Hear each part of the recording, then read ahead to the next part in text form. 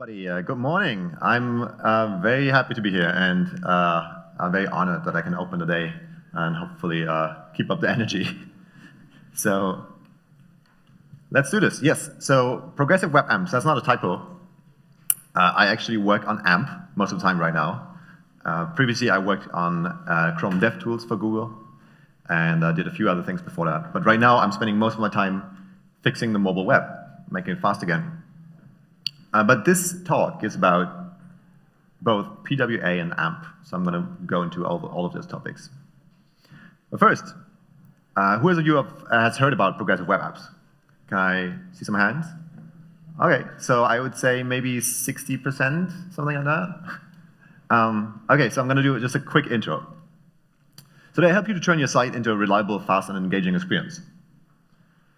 And they fix the gap to native by adding a bunch of missing device capabilities. Like on the screen, you'll see web payments and, yeah, actually only web payments.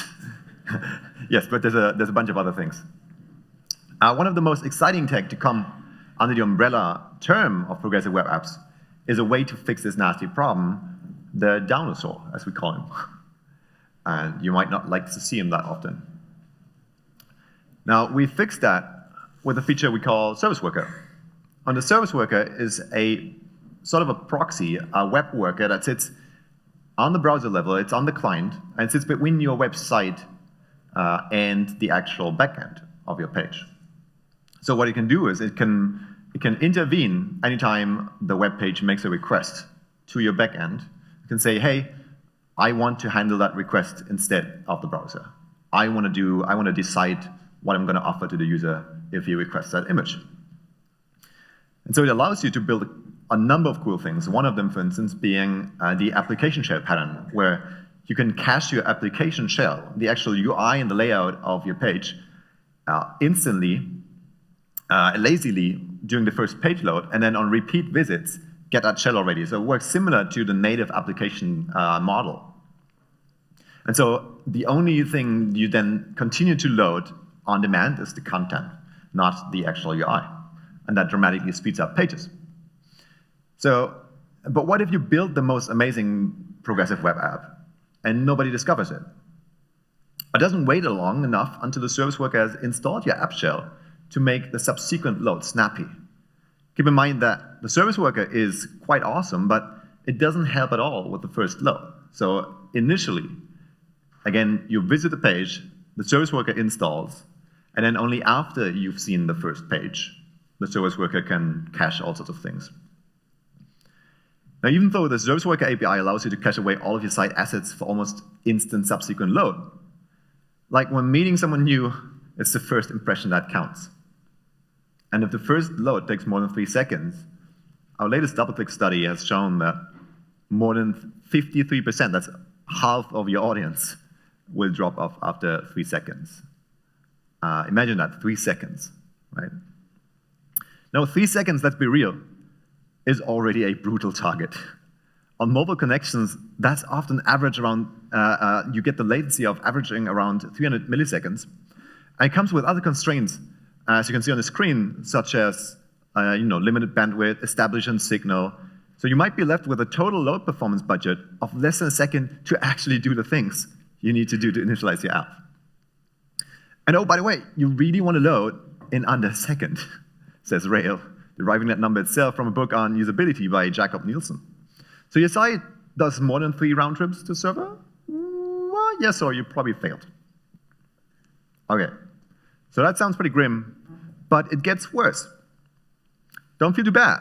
The overall landscape of today's web actually looks a lot grimmer.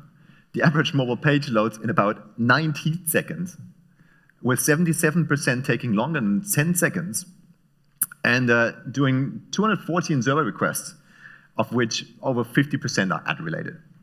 Imagine that, 214 server requests on a mobile connection. And the bad thing here is, that 77% of the pages, right? Turns out that the actual bounce rate of 100% starts at 10 seconds. What that means is that nobody will ever wait to see your site in 77% of those cases. Now, I know what you're thinking. I mean, it's pretty darn obvious what the fix here is, right? No megabyte-sized images, no random blocking ads, no 100,000 lines of JavaScript. I mean, duh, right? Is it simply that most developers are stupid? Not really, no. Of course, you as a developer would probably never do this, but your manager needs positive short-term results to keep their job, so they force you, you know. You end up with a perfect conflict of interest. Content versus ads, and then user experience versus monetization. Publishers are desperate to attract and monetize and prioritize it above all, and then user experience suffers. It's actually a quite tragic downward spiral of doom. And it gets even worse on the web stack. I mean, this is not a new problem in the economic world. But on the modern web stack with CSS, HTML, and JavaScript, you know, it ends up getting much worse. It's like, because you're so flexible in doing everything with CSS, HTML, and JavaScript, and there's no really good way to sandbox things except iframes. Nowadays, every ad and analytics vendor asks you to just embed a JavaScript directly onto your page, right? They can do pretty much everything they want on your page. Whatever they want. So it's like giving 100 keys to 100 random strangers to your apartment. Why you can't? I mean, what could possibly go wrong? And the always great Brad Fost has created this page. If you don't know it yet, it's called Death by Bullshit. It's basically a perfectly fine page until you turn the bullshit on. And then it becomes a normal web page. And so you're probably used to things like that. So this is the internet today. And so what are the solutions for that problem? Well, one, ad blockers, right? Now they kind of work. They sort of fix the problem on the user side. They definitely don't fix the problem for the publisher, because most publishers are dying because if they have too many people using ad blockers. Then the site shuts down, and then big bold letters say this is why you can't have nice things. The other concept are walled content distribution platforms that lock you into a specific platform, but they require contracts. They're quite hard to navigate. They don't really use the qualities of the open web. They don't really have URLs. There's no way to link to them usually. I don't know. They really don't seem like legit solutions. So we've decided to attack the problems of today's web faces, and the ones, and please don't do this by the way, and the ones that tomorrow's web faces in two different ways. It was the first time to look beyond the tellerrand. So option A was what we're already doing. Advocate perf matters and convince publishers that faster websites make happier users and drive standardization of more performant APIs with the WCC. Now, the idealist in me still prefers that option, right? But that's quite an elusive unicorn. And here's why. The only people we could convince that perf matters were you, right here in this audience. And that's great until these developers aren't given the opportunity to fix their shitty websites by their managers. There's always something more important to do. And then building an extensive set of faster APIs with browsers in the WCC would have taken years. But frankly, we didn't feel we have years. The mobile web did already look like the Death by Bullshit site, and no one was want to use it anymore. So we saw a high rise to native apps for things that really are of ephemeral quality, of things you only want to visit twice a year, and it doesn't really make sense. And the mobile web was really shutting down. We didn't want to get to that. So we went with option B. Option B was to iterate as fast as we can on a stopgap measure that will fix the performance and usability issues of the mobile web today, before it's too late. And when the patient is stable, we can still continue with option A. Because we love the mobile web, so we choose to go with option B. We call it accelerated mobile pages. Now, AMP, in fact, has a few more goals other than just fix the load time of a page. It also addresses runtime performance and usability. This is shortly how the ecosystem looks like. It's short for accelerated mobile pages. It's an ecosystem consisting of web components library, allows you to declaratively write HTML. We call AMP HTML because it's both a superset and a subset of HTML. And then AMP caches on top that are basically CDNs, or more technically correct, reverse proxies that accelerate the delivery. In a nutshell, it turns authored pages into highly portable, fast and user-friendly units that platforms like Google, Bing, or Pinterest can safely and quickly embed. And yes, it's really not a competitor to HTML. So this is a common misconception. It's not some different standard. I mean, it's a JavaScript library with a validation system, with a few custom web components and some replacements. It really is HTML. And just to highlight a few performance optimizations AMP is doing, here are 3 to boot. One is that it only requires a single HTTP request to fetch an entire document. Really a single HTTP request. And that's because, for instance, we force all CSS to be in line and at a maximum of 50 kilobytes. And then we only allow GPU optimizable animations. And this is really important for the runtime of the page, not just the load time. And we have a pretty complex resource prioritization model in AMP. And this is why on this HTML screen previously, you've probably seen that we replaced the image tag with AMP image. And you might think, I mean, the image tag works. It displays images. Why are you going to reinvent the wheel? And that's a fair question. And the answer to that question is because with AMP image, we can control the load pipeline much more efficiently. We can understand what assets are on a page and can prioritize them accordingly. So, for instance, with ads, ads is something, and this is kind of curious because obviously we're making a lot of money with ads at Google. But in the AMP project itself, ads are deprioritized because the #1 requirement for AMP is that it makes the mobile web awesome and usable and user-friendly. And so ads load with a lower priority than the content. The content is always king. And then on top of this, and this is probably the most misunderstood part of AMP, is the AMP cache. So a lot of the baked-in performance comes from that cache. You could probably do a lot of optimizations that are part of the AMP library, the ones before, yourself, if you're an experienced developer. But the AMP cache is actually a very important component, not just because it's a free, super fast CDN. And in this case, actually, in the case of the Google AMP cache, it's using the edge server infrastructure of Google Search. So those servers are pretty good.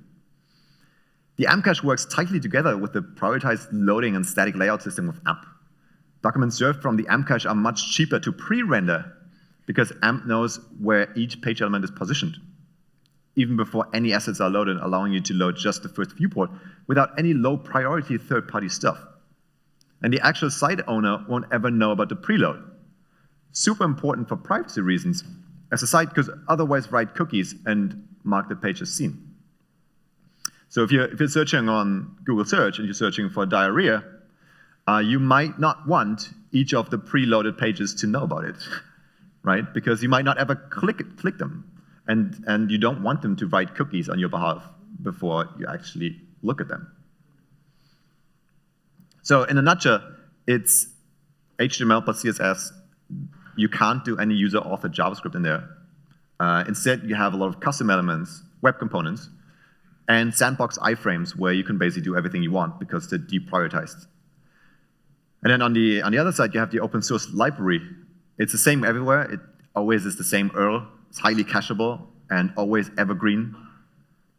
And it defines behaviors for custom elements and manages rendering and resource loading to optimize performance. And then we have all the ecosystem around it. So the ecosystem is growing. The platforms that include AMP on pages, a lot of them are jumping on a train, and super exciting to see companies like Bing on the slide.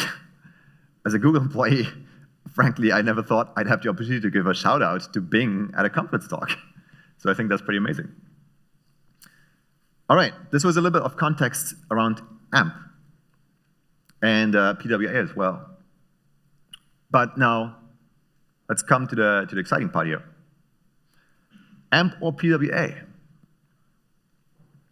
So in order to be reliably fast, you need to live with some constraints when implementing AMP pages. You won't get the biggest progressive web app benefits on that first click. as we just saw, as your amps are usually loaded, and then your amps are usually loaded from an amp cache, as I just explained, and you can't use any user-authored JavaScript. If something isn't available as a component in AMP, you can't just hack a script together, for instance, to support web payments or push notifications. It just doesn't work. You can't use any JavaScript. Now, some case studies here. So for instance, with the Washington Post, AMP has been really great for retention for them. So traditionally, 51% of mobile search users return to the Washington Post within 7 days. And for users who read stories published in AMP, this number jumps to 63. So they had some great turnaround with AMP. Now with Progressive Web App, there we go. We've seen similar results. Some people have done really amazing Progressive Web App experiences. And Housing.com, for instance, saw a pretty decent increase in conversions and page load time. But then if you compare the two, you really have on one side AMP with instant delivery because of the preload mechanism through the cache. You have optimized discovery, no user scripts, static content. Those are the downsides. And then on the Progressive Web App front, advanced platform features, everything you want to do, really.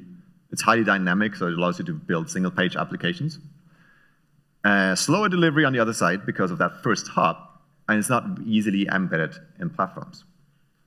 So what if there was a way to reap the benefits from both? In the end, what I think matters is the user journey, and not really the technology that we use. The first hop to your site should always feel almost instant. And the browsing experience should get more and more engaging afterwards. So AMP and Progressive Web Apps are both critical components to make this happen.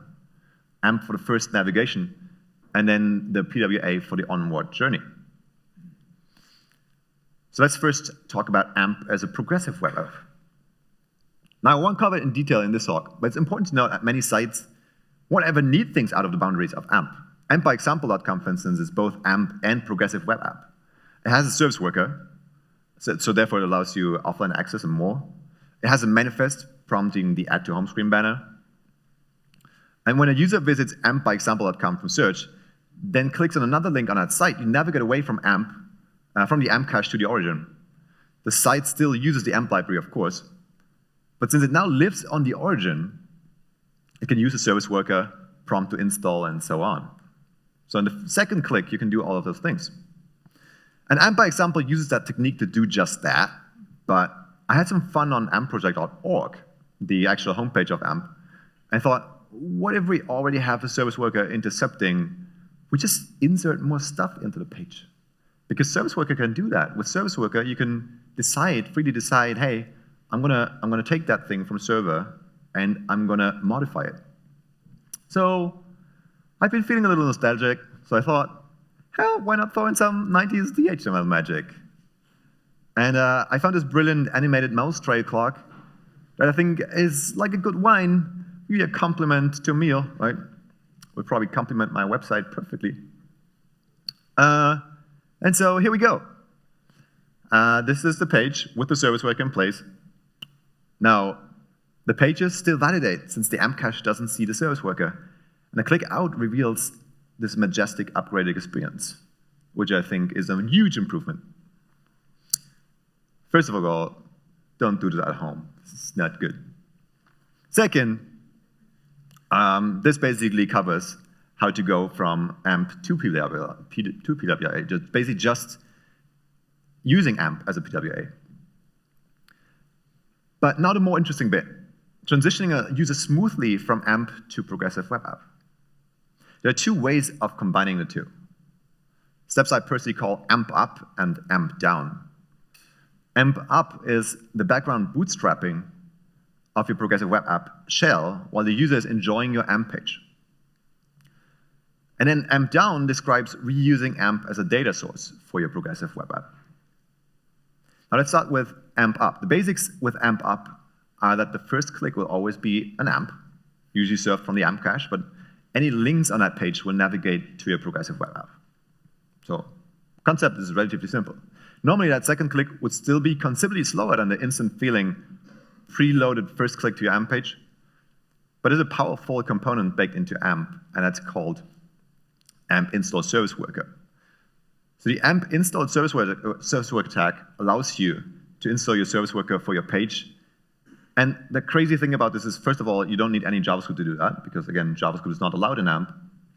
And second, this also works when your AMP page is served from the cache. So even if you search for something on Bing and you arrive on the cached version of the page, it can install the service worker from your origin. That means while the user is reading your article and it's instantly preloaded, the service worker can warm up and pre-cache the entire progressive web app shell and some initial data. When a user now clicks on any link on the page or a call to action at the bottom, your progressive web app shows up instantly. Start fast, stay fast, as Alex Russell has said. So this is what I call AMP up. Weird transitions, all right. But now you're in the progressive web app. And chances are most are using some Ajax-driven navigation that fetches content via JSON. And you can certainly do that.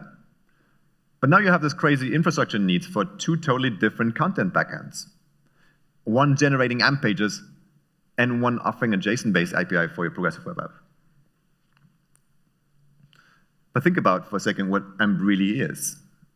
They're not just websites, they're ultra-portable content units. It's a data format. The AMP team has asked themselves the logical next question: what if we could dramatically simplify backend complexity by ditching the additional JSON API that you would use for progressive web app, and instead reuse AMP as a data format? So we started with a proof of concept many months ago and iterated on it for quite a while, and rewriting many parts of AMP to make this a reality. And this is actually the first time we're truly talking about it. So how do we do it? Well, of course, one easy model would be to simply use iframes and load AMP pages in iframes in your progressive web app. But iframes are really slow, and now you need to recompile every time you load a new iframe, right? You need to recompile the AMP library. The browser needs to recompile it at compile time. So over and over and over. Today's cutting-edge web technology offers a better way, and that's Shadow DOM. In the old world, the AMP library's worldview was actually pretty simple. You had one window, one AMP library instance per that window, and then one document. So 1, 1, 1. And if you go to another AMP page, you get the same thing over again. In the new world, there's one window, one instance of the AMP library, and multiple documents. So the results, this results in super fast transitions between AMP documents, and the library has only to be compiled once. The process looks about this. So the progressive web app hijacks navigation clicks, then does an AJAX request to fetch the requested AMP page, puts the content into a new shadow root, and then calls attach shadow doc on the AMP runtime, AMP library, on that AMP instance. And this is how that experience then could look like. So even cooler, we have added a conditional CSS class if you want to keep it super simple on shadowed AMP documents, so you can automatically hide stuff like headers in that embedded mode. So the inner AMP document will get that class on the body, so you can remove stuff like headers and things. And shadow slots are available as well very soon to insert advanced widgets and functionality into your pages, into your AMP pages from the outer progressive web app. So you load the AMP in a shadow root, and then you insert advanced graphs, advanced JavaScript functionality, any sorts of things into shadow slots on that page. That's coming relatively soon to AMP. And of course, you can do that step manually if you want to by just regexing away things you don't need, or using a DOM parser. So remember, you are doing an XML HTTP request to fetch the AMP page initially in your PWA. So you can do everything you want to it. You can transform it. You can insert JavaScript like I did previously with the service worker, invalid JavaScript that AMP wouldn't like. And it doesn't matter because you're doing it all on the fly in the progressive web app. Now here's something I call AMP Konami code, maybe. So it's a combination of AMP down, side left, all the things. So a more advanced pattern that is kind of a wrap up to the technique.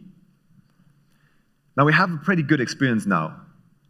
But if you are in the Progressive Web App, copy a link and share it on Twitter, that link will open the Progressive Web App directly.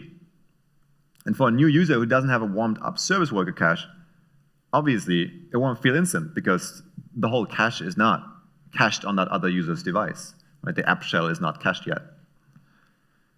That too is a problem we can solve in the final step of that development journey.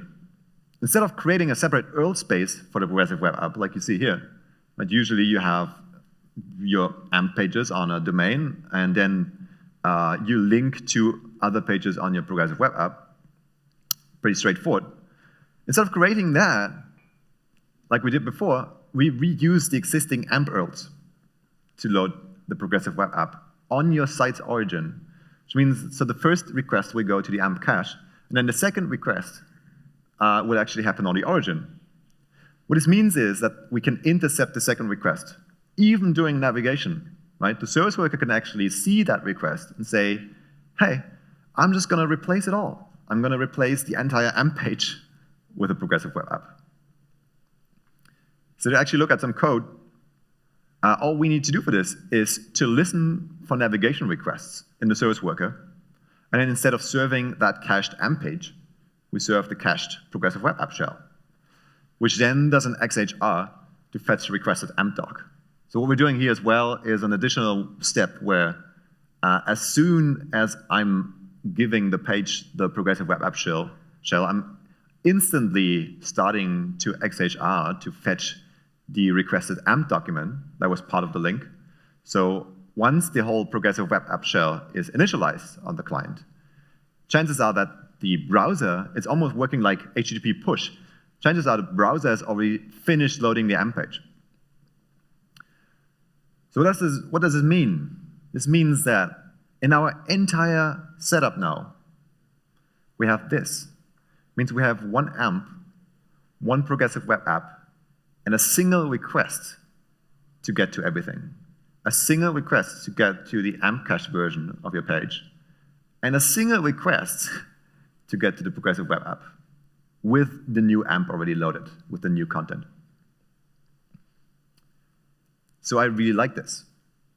Best of all, we now progressively enhance our AMP pages with our Progressive Web App, ensuring that no matter what, your users will get a super fast experience.